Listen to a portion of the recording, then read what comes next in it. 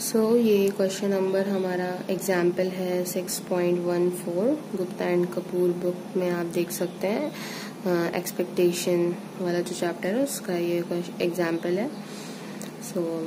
इस एग्जाम्पल में बोल रहा है अ deck of n numbered card is thoroughly shuffled and the card are inserted into the n numbered cell one by one.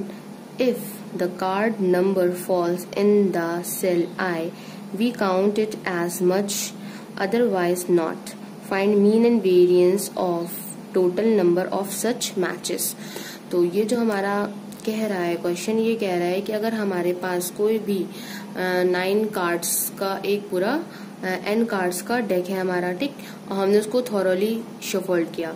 Shuffled करने के बाद आपको पता होगा कि कुछ लोगों को देखा होगा शफल्ड करके उसको वैसे करके डेक के अंदर वो अरेंज कर देते हैं अगेन, ताकि जो कार्ड्स हैं वो सीरियल वाइज ना हो, वो रेंडमली किसी भी प्लेस पे आकर सेट हो जाए। ठीक है, तो इन्होंने बोला है कि जब n कार्ड को शफल किया गया तो जब उनको प्लेस किया गया, ठीक है, तो हमको वो जो मैचेस होंगे मतलब कि जैसे अगर मान लीजिए कि आपने ऐसे शफल किया तो जो फर्स्ट कार्ड था आपका बाय चांस वो फर्स्ट शेल में आ गया तो आप उसको मान लेंगे कि वो एक मैच है।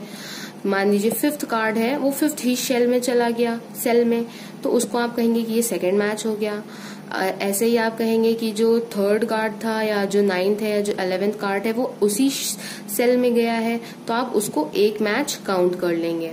अब हम यहाँ पे n केसेस लेके चलेंगे और क्वेश्चन को सॉल्व करेंगे। और n केसेस हम क्यों लेंगे, क्योंकि देखिए हमें जनरल चीज ही लेके चलनी होती है। अब हमें तो पता नहीं है कि ये कार्ड्स कितने हैं। अब डेक जो हमारा कार्ड का होता है वो 52 कार्ड्स का होता है, बट यहाँ पे क्वेश्चन में ये बताया नहीं गया है कि हम टोटल 52 कार्ड्स लेके चल रहे हैं, कितने कार्ड्स लेके चल रहे हैं, बस यहाँ पे n बोल दिया गया है। तो इसलिए हम n जो है जनरल केस उसको ही लेके सॉल्व करेंगे। तो बस हमको ये जो मैचेस होंगे, मतलब कि अगेंस्ट शफल करने के बाद जो कार्ड्स हमारे जाके एक साथ मैच हो जाएंगे, तो जो सा कार्ड है वो जिस शेल में जा रहा है 1 है तो 1 में जा रहा है। अगर जो 5th कार्ड है 5th नंबर का तो क्या वो 5th शेल में जा रहा है। तो इस तरह से जितने भी कार्ड उसी नंबर के उसी सेल में जाएंगे तो उसको हम 1 मैच बोलेंगे। तो इस तरह के जितने भी मैच हो रहे हैं, जो n कार्ड्स हैं आपके, तो जितने भी इस तरह के मैचेस हो रहे हैं तो उन मैचेस का हमको निकालना है मीन एंड वेरिएंस।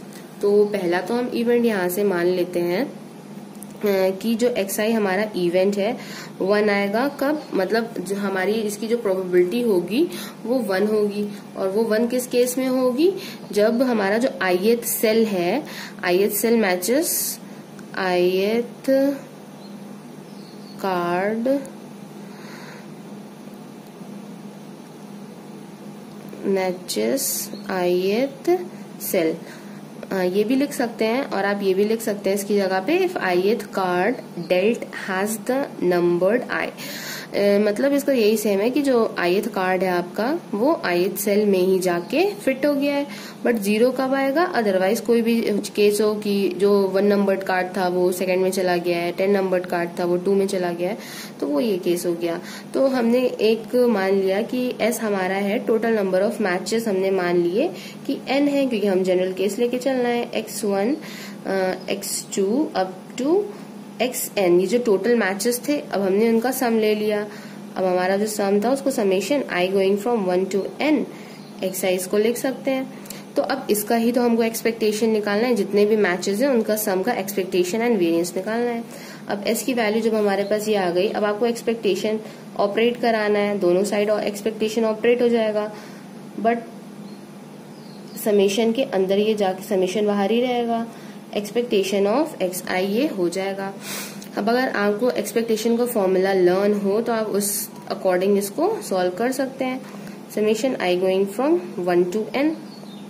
अब देखिए यहाँ पे एक्सपेक्टेशन xi, जो xi है वो 2 वैल्यूज ले रहा है, 1 ले रहा है, किस केस में 1 किस केस में ले रहा है, जब इसकी प्रोबेबिलिटी कार्ड की कितनी हो, अब देखिए यहाँ पे आप कंफ्यूज मत होइएगा, क्योंकि देखिए जब इस तरह के क्वेश्चंस आप करते हैं कि आपके पास 5 मान लीजिए आपके पास 6 कार्ड्स हैं, उनमें से आपने एक कार्ड उठाया, तो आप बोलेंगे, हम अगर आपसे पूछें आप एक कार्ड उठाने की प्रोबेबिलिटी कितनी है, तो आप यही बोलेंगे कि अगर यहाँ पे 6 कार्ड है, एक कार्ड उठाएंगे तो उसकी प्रोबेबिलिटी 1/6 होगी। या फिर अगर हम इसको आपसे दूसरी तरह में बोलें कि अगर हमारे पास 6 कार्ड्स हैं और आपको हमने दिया कि आप इस 6 कार्ड में से आप इनको लेके अरेंज कर दीजिए, मतलब पिक, आप ये तो उसको पिक कर रहे हो या फिर उस चीज को आप उस चीज में इंसर्ट कर रहे हो या अरेंज कर रहे हो, तो उसकी भी प्रोबेबिलिटी सेम ही होती है। अब जैसे कि कार्ड उठाने की प्रोबेबिलिटी, अगर जैसे ये n नंबर्ड कार्ड होते, इनमें से एक हमें ड्रॉ करना होता, तो उसकी प्रोबेबिलिटी भी 1/n ही होती। अब यहाँ पे कह रहे हैं कि केसेस मैच होने की प्रोबेबिलिटी क्या होगी, तो केसेस मैच अगर हो रहा है, अगर फर्स्ट केस जैसे मैच हो गया तो टोटल n कार्ड है, एक मैच हुआ तो उसकी मैच होने की प्रोबेबिलिटी भी कितनी होगी, वो 1/n ही होगी। तो यहाँ से 1 कब आएगा, जब प्रोबेबिलिटी 1/n होगी, मतलब कि n कार्ड्स में से एक जो था वो मैच कर गया, तो 1 upon total number of cards हो गए। अब सेकंड केस हमारा 0 था, 0 देन उसकी जो भी प्रोबेबिलिटी हो, वैसे प्रोबेबिलिटी तो यही होगी, लेकिन तो ये हमने ऐसे लिख दिया। तो इसका फिर फाइनल क्या हो जाएगा, इसका सोल्यूशन 1 × 1/n। सो इसको जब हमने सॉल्व किया यहाँ पे, अब ये तो वैल्यू कांस्टेंट है 1/n, इसमें समेशन ऑपरेट हो रहा है, सो ये हो जाएगा n/n, क्योंकि n टाइम्स है ये। अब यहाँ से ये कैंसिल आउट होकर आ जाता है 1। तो एक्सपेक्टेशन ऑफ s जो है, तो जो मैचेस हो रहे थे उनका जो सम का एक्सपेक्टेशन आया, उसकी वैल्यू आती है हमारी 1। अब हमें इसी तरह से निकालना होगा वेरिएंस एंड मीन निकालना था हमें, और इसका निकालना था वेरिएंस।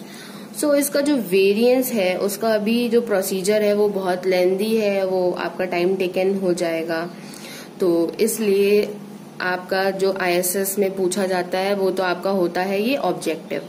तो आप इसको भी याद कर लिए, इसकी भी वैल्यू 1 ही होती है, तो वो आपको ज्यादा इजी पड़ेगा। और अगर बाय चांस आपसे पूछ लेता है एग्जामिनर कि आप इसका कोवेरिएंस भी बताइए, मतलब जो दो आपके केसेस आ रहे होंगे कि मान लीजिए कि ith जो सेल वो है, कार्ड है वो आइए, मतलब 5th कार्ड जो है वो 5th सेल में गया, 6th कार्ड जो है 6th सेल में गया, तो इन दोनों के बीच कोवेरिएंस क्या है वो बताइए। तो वैसे इसका जो कोवेरिएंस होता है वो भी आप लर्न कर सकते हैं अगर आप करना चाहें तो, और कोवेरिएंस होता है ये।